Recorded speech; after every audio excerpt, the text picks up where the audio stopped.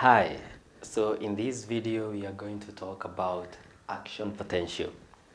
An action potential is where there is rapid change in electrical differences which causes a depolarization of the membrane and thus propagating what we call an action potential simply because the sodium ions have entered inside the cell. In relation to the motor neuron, we are going to look at the action potential which causes movement.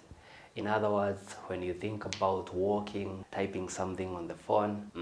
If you're watching this video, make sure that you like, make sure that you share, and please subscribe.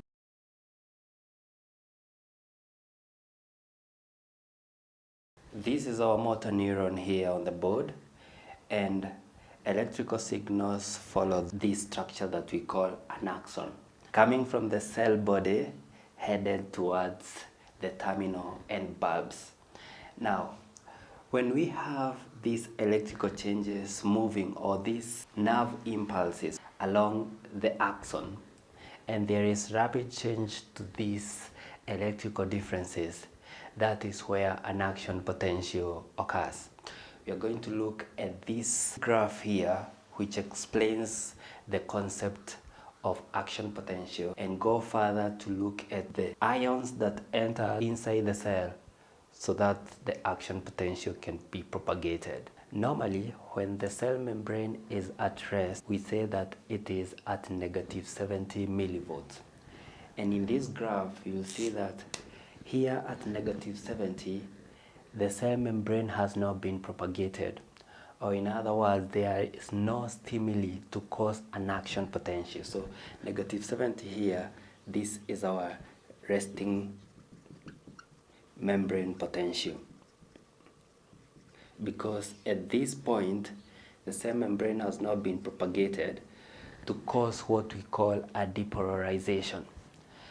If something, for instance sodium ions, hit this cell membrane and cause electrical changes within the cell membrane, something occurs, and this sudden change or rapid change in these ion charges, it is what causes these electrical changes, and these changes are the ones that stimulate an action potential.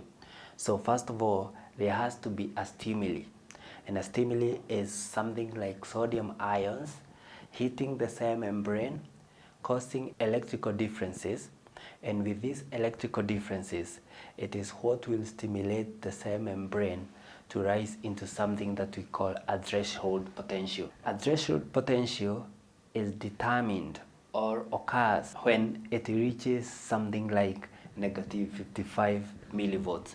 So negative 55 millivolts, it is going to be our threshold potential. So once the cell membrane hits a threshold potential, there is an influx of sodium ions, and sodium will enter the cell and causing a depolarization. A depolarization, it is to mean there is a difference, because normally we say that sodium are in high amounts outside the cell and they are in low amounts inside the cell.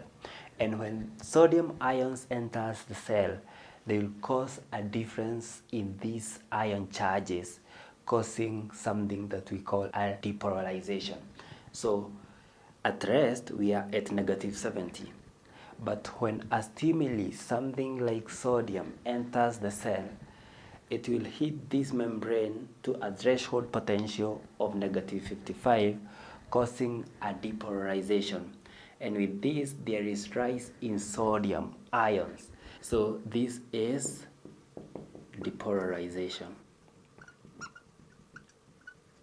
So the sodium influx inside the cell will cause this cell membrane to create an action potential until this depolarization cannot occur any further, and it reaches a point somewhere like plus 30, and this point gets called an overshoot, where sodium ions will shoot or will have an influx, but it reaches a point that it cannot depolarize any further, a point that we call an overshoot.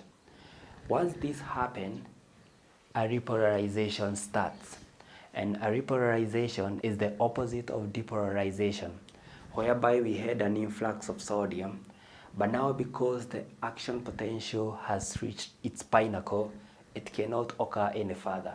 And so once this happened, the sodium ions that was inside the cell and the channels that had facilitated these sodium ions to get inside the cell close, and these channels, once they close, sodium cannot enter into the cell any further. And a repolarization is whereby sodium cannot create a depolarization any further, and then there will be something like an efflux of sodium, and so this will be repolarization. A repolarization occurs so much further to a point that it creates something that we call a hyperpolarization.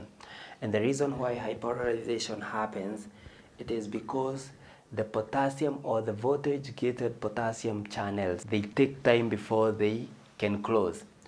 Remember that what created repolarization was the fact that the voltage gated potassium channels, they opened up, allowing potassium to leave the cell, and thus there was an efflux of sodium creating repolarization. And so these voltage gated potassium channels, they take time before they can close up again. And so a repolarization go further to a point like -90, a process that we call hyperpolarization. Something like that. Well, it is worth noting that action potential does not occur continuously. And with that, it means that the cell membrane will need to take time before it can reset back to the resting membrane potential and another stimuli hits it so that another action potential to occur. So the process whereby the voltage gated potassium channels and whereby we went all the way up to -90 to create hyperpolarization is what we call a refractory time. And a refractory time is where the cell membrane will need to take time before another action potential can occur. These ions that I've drawn with my black marker, those ones are sodium ions.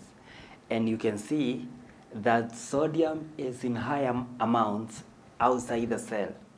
And sodium, with the guide being my black marker here, it is in low amounts inside the cell. On the other hand, red represents potassium. And potassium is in low amounts outside the cell, but it is in high amounts inside the cell, right? Well, this is going to be our voltage gated sodium channels. And this is going to be our voltage gated potassium channels. So there has to be a stimuli. And a stimuli in relation to the motor neuron is something like whenever you feel like lifting your arm, or whenever you feel like texting a message using your phone. That is in relation to a motor neuron where an action potential is going to occur, creating movement, right? And so a stimuli in this case is the sodium ions.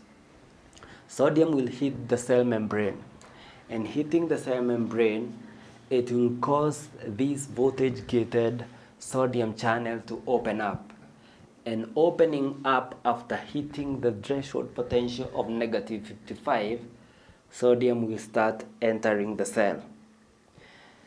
And entering the cell, it starts what? Creating the inside of the cell more positive. And once that happens, another voltage gated sodium channel will open, and sodium will enter the cell, and that is what now creates an influx of sodium, creating a depolarization. With that, when depolarization cannot occur any further, once we reach an overshoot, what happens is that this channel will close up again.